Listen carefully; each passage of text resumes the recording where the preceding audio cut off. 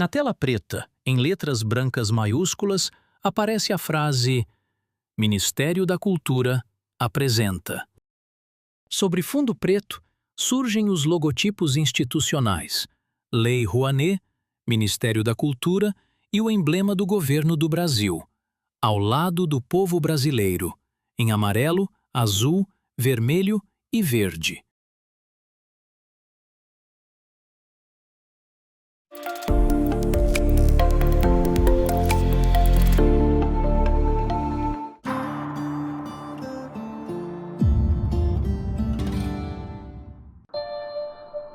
Quando nós olhamos para trás, a gente consegue compreender. Close em hastes de lavanda iluminadas pela luz dourada.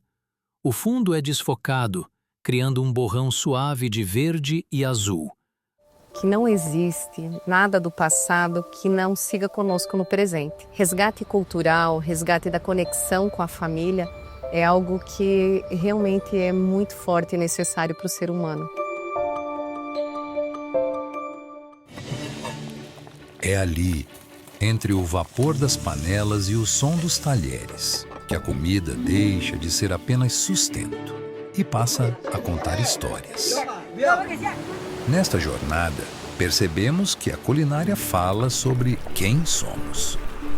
No jeito de preparar, nas mãos que moldam o alimento e no gesto de servir, revelando pistas silenciosas das heranças e das culturas que formam a nossa região.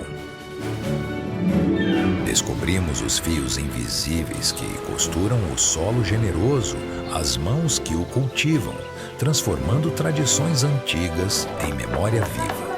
O segredo deste sabor não está na técnica nem no fogo, e sim em um ingrediente invisível que tempera a vida: o afeto.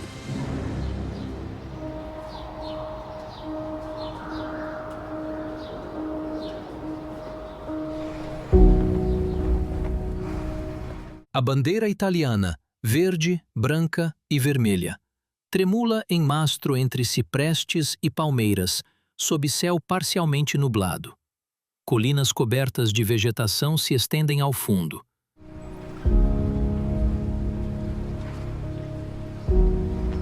Foram duas histórias muito parecidas. A primeira, a imigração da Itália para o sul de Santa Catarina, a segunda, do sul de Santa Catarina. Um homem de meia-idade, de cabelos grisalhos e camisa azul abotoada, fala diretamente para a câmera, gesticulando com as duas mãos abertas.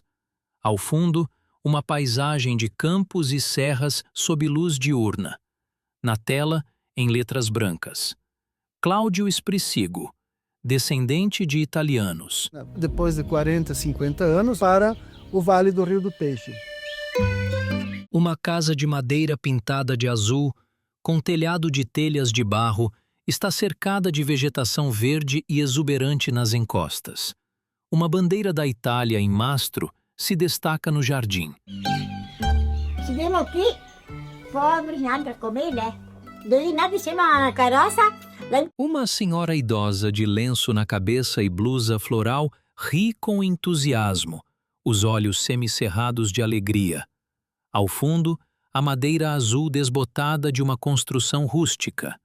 Na tela, em letras brancas e amarelas, Ondina Tasca Locatelli. Ponte alta porque minha mãe ficou doente. Vitrine molinha, ônibus, né? Fomos para Jaçaba. Plano geral de uma cozinha rústica de pedra. No centro, o fogão a lenha vermelho com detalhes florais é a peça principal. Teto de madeira escura, paredes de pedra bruta e luz âmbar criam uma atmosfera de acolhimento tradicional. Eu já viemos 3 dons da videira. Eu sou 4 viadas de videira à noite. Então, que a noite chegamos aqui, chegamos de noite, né? E fomos lá na casa do meu tio, daí, nossa, ele me deu janta e eu termino um paiol em cima da palha. Em close, mãos alimentam a fornalha do fogão a lenha vermelho. Uma chama laranja viva arde dentro da abertura. A luz dramática das brasas recorta as texturas da madeira e do ferro no escuro da cozinha. Aqui chegaram, ficaram 2 anos Essas 7 famílias isoladas de tudo e de todos, e alguém deles que ia uma vez por semana até Perdizes, atualmente Videira, por questões comerciais, então traziam de vez em quando algumas notícias de lá.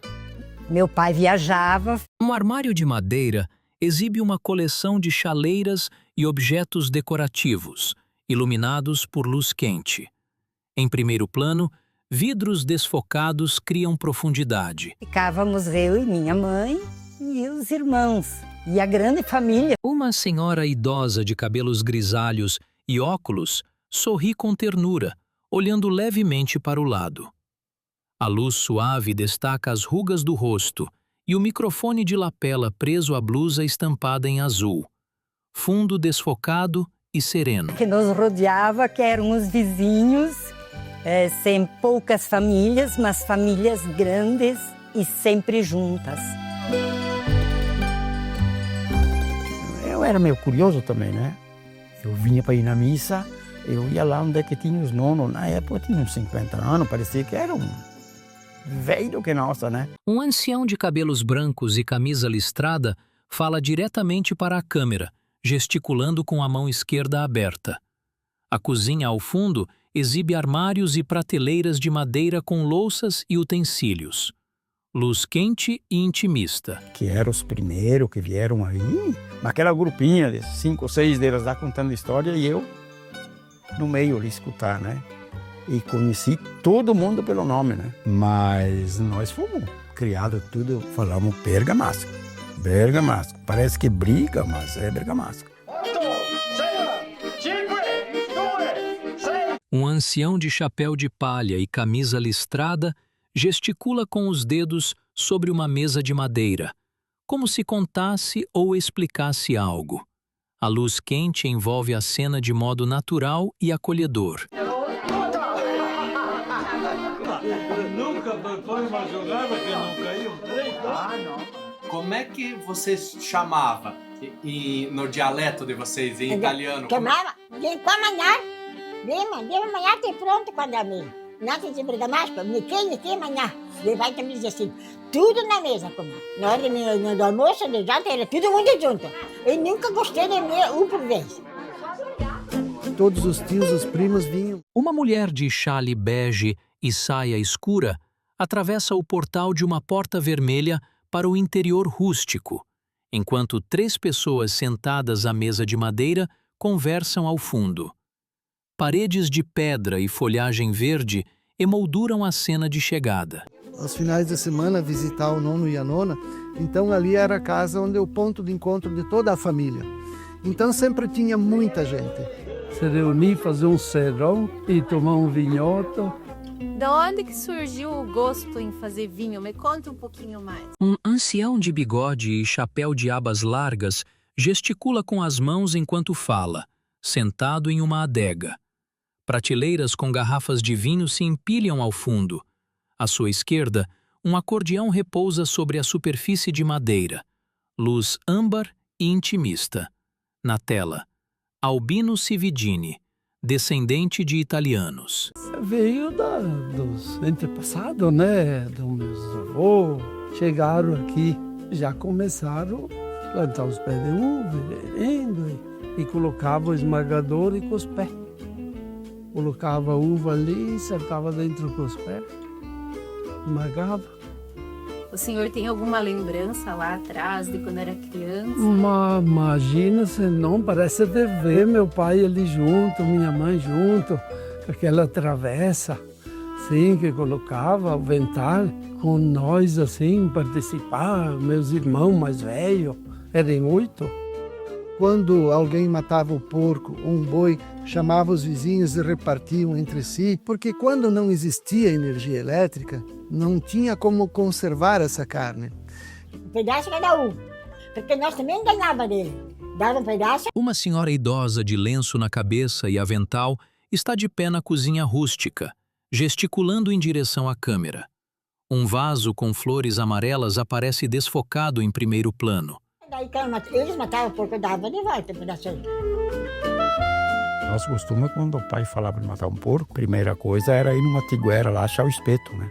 O porco, na verdade, nós bergamasco, É porcel, né? Salame é salame, né? E bom, é lebu. É lebu de salame. O senhor faz ainda? Em close, mãos enrugadas de uma pessoa idosa seguram uma fatia de salame escuro sobre uma tábua de madeira. Ao fundo desfocado, uma mesa com ingredientes e utensílios de cozinha tradicionais. Salame na sua casa? Faço. É que eu comecei desde piazão, assim, junto com meu pai. Então lá sempre fazia. Mas era ele que matava, que caminhava e depois, para fazer já no outro dia, e veio vindo o costume, né? Eu fui criada pela minha avó.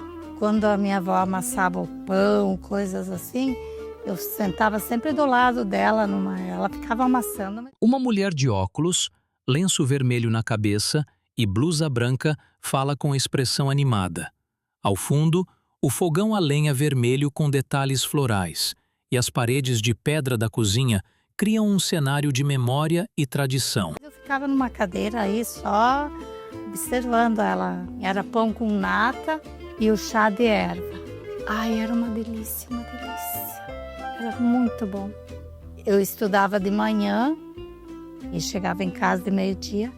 Aí estava na mesa, assim, aquela polenta na tábua, aquele radite já temperado e a fortaia, o salame cru, o queijo.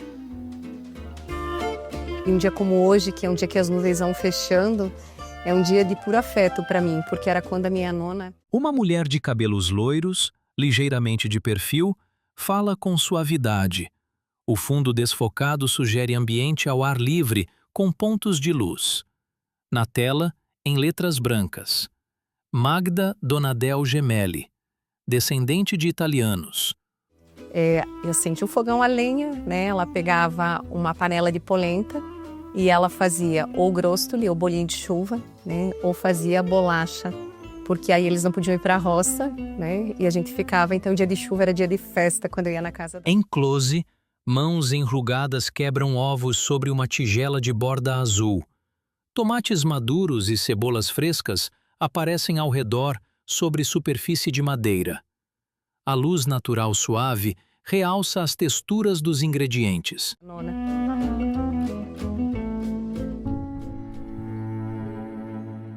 Não tinha luz, né? Era só com um lampiãozinho. E daí o avô e a avó, os dois sentavam um de frente para o outro e eu ficava lá fazendo os temas, coisa assim, mas daí eu ia aí junto. E daí eles ficavam conversando, às vezes vinha visita, fazer serão. Que eu mais tenho saudade é que a avó sentava assim na frente do fogão e eu puxava a cadeira, me deitava e ela ficava fazendo cafuné. As mulheres na minha vida foram muito importantes. Tanto a minha avó materna, quanto a minha avó paterna, quanto a minha mãe. Então eu aprendi a trançar palha, eu aprendi a fazer tricô, eu aprendi a fazer crochê, eu aprendi a fazer comida com elas. Para elas era sobrevivência na época. Então essa força vem também da necessidade de sobreviver, porque eram tempos mais difíceis, né? E não tinha uma loja, um mercado perto para comprar. Eles precisavam ter essa criatividade, essa força e fazer. Esses agricultores ali se alimentavam... Uma senhora idosa de perfil, com lenço na cabeça e avental, mexe o conteúdo de uma panela grande sobre o fogão a lenha. Salames escuros pendurados no teto aparecem à esquerda. Na parede de pedra ao fundo, quadros de imagem religiosa. Basicamente e diariamente da polenta, porque era barato, eles produziam praticamente só milho, polenta com oséio. É no dialeto bergamasco, polenta com passarinho. A polenta era 3 vezes por dia, porque não tinha pão que nem agora que tinha pão. Não tinha 2 colheres de comida, era uma só. Polenta e carne e pronto. Meu pai pegava um ovo canela com a mãe e um ovo, né? E os filhos, repartiam metade. Metade um, metade outro. E às vezes, a nona matava uma galinha também, mas não dava para ter galinha, o tótil que nós falávamos, né, galinha em molho todo dia, porque tinha um certo custo também, né, não tinha estrutura para ter tantas galinhas assim. Meu pai tinha 13 filhos, eles 2 15, né? Botava uma galinha, depois tinha metade. Metade ele pendurava e metade nós cozia. Com 15% metade é uma galinha. Depois meu pai começou a criar um porco, uma vaca, uma galinha. E a novilha criou. Nós era rico porque tinha a novilha, tinha criado, tinha terneiro. Nós tinha leite para comer, nós tinha tudo, queijo, né? Nós tinha banha, tinha salame, nós era rico, porque a madeira. A dona Undina falar que riqueza na vida era ter itens básicos para a época, que era o salame e o queijo, que não era o salame e o queijo, mas era o que ritualizava a Itália deles aqui no Brasil, né? Então, assim, aquela era a riqueza cultural que eles traziam. Quando a gente olha para trás, jamais a gente olha para eles enfraquecidos, mas a gente olha para eles como verdadeiros guerreiros, né? Que viveram no meio da dificuldade. Eles superaram, assim, estrategicamente, com uma inteligência, com uma força.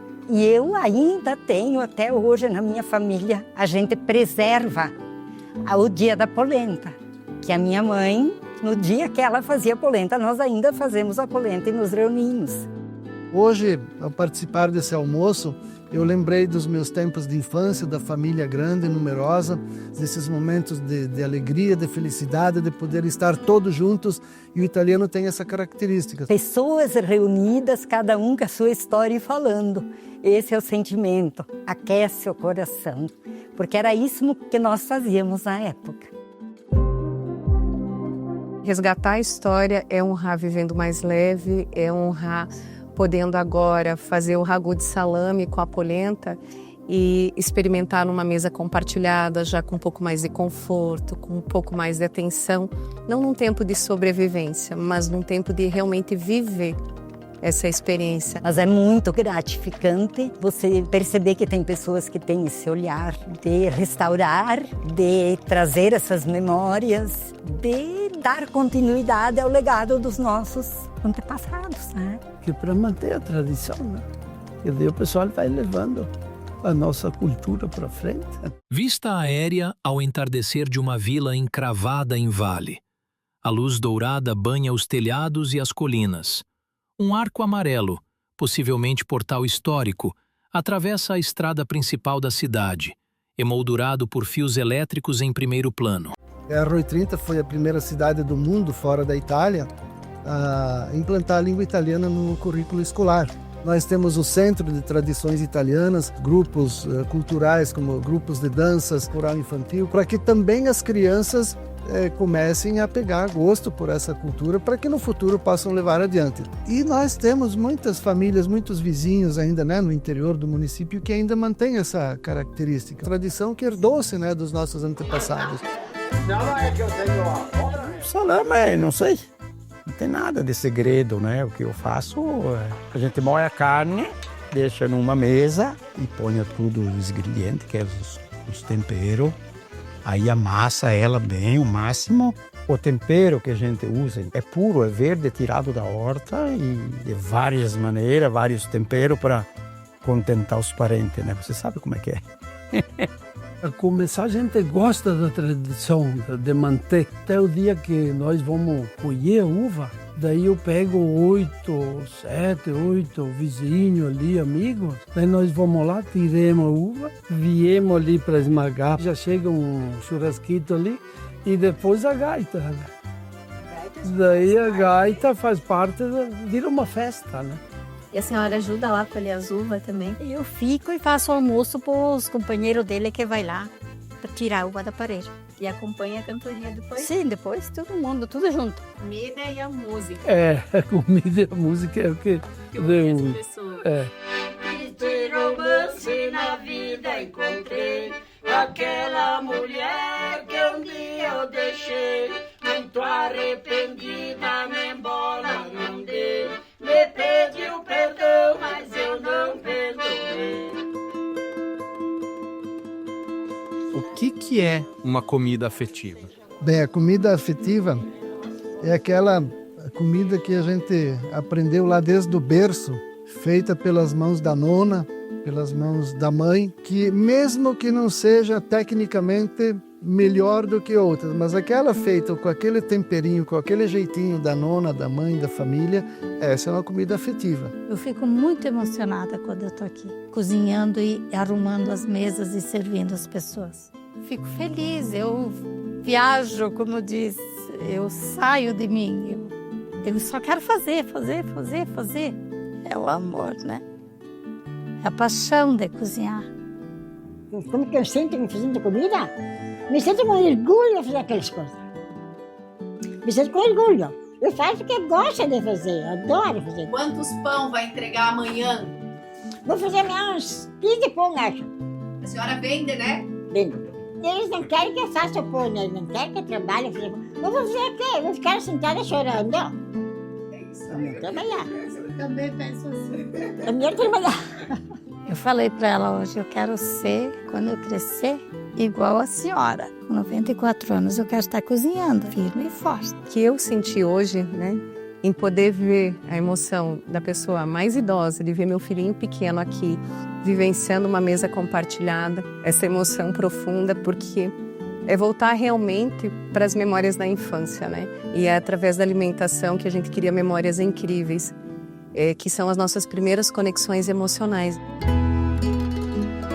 Para mim é muito gratificante. Me volta para minha infância. Somos o que somos porque tivemos os pais que temos. É por isso que eu quero assim que meus filhos, nem minhas netas assim, tenham boas lembranças minhas, que nem que seja assim na comida.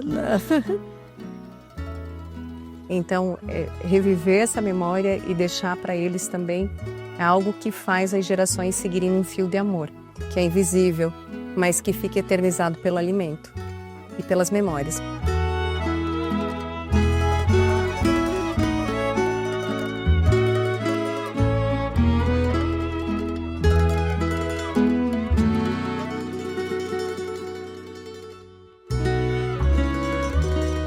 Vista de conjunto diante da Casa Azul. Um grupo numeroso de pessoas, cerca de 15, está reunido no pátio de pedras, cercado por jardim com lavanda e árvores. Uma pequena fonte aparece à esquerda. A reunião celebra o encontro da comunidade. Nossa jornada se despede do dialeto bérgamo para encontrar as raízes germânicas de Rio das Antas. Lá, o Eisbein, preparado com paciência e o sabor da tradição, celebram a força de um povo que mantém viva sua herança em cada detalhe, valorizando a presença e o afeto ao redor do fogão a lenha.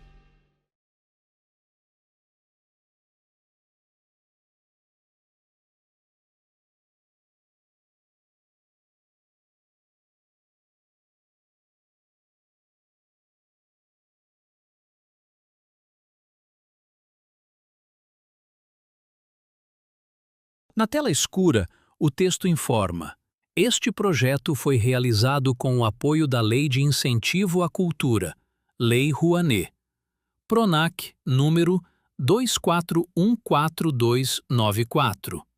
Em seguida, aparecem os logotipos: Lei Rouanet, Instituto Master, Master, Sulita, Ministério da Cultura e Governo do Brasil.